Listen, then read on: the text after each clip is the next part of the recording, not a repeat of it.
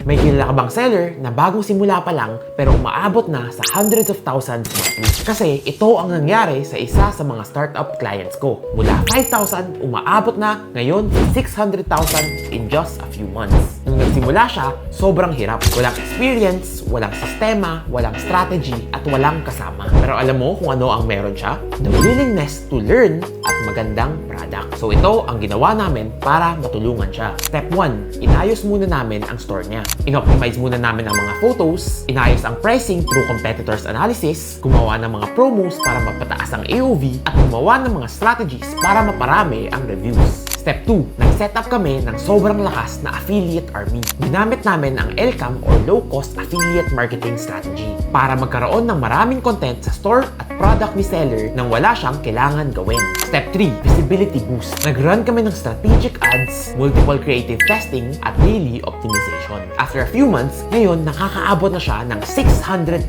in sales. And the best part, profitable yung scaling. Hindi siya nalugi, hindi nasayang ang oras, at hindi nasayang ang pagod. Kaya kung bagong seller ka pa lang at gusto mong mangyari ang nangyari sa seller na to, comment roadmap and bibigyan kita ng free guidance. Again, I'm Rich Montan and I'm here to help you grow.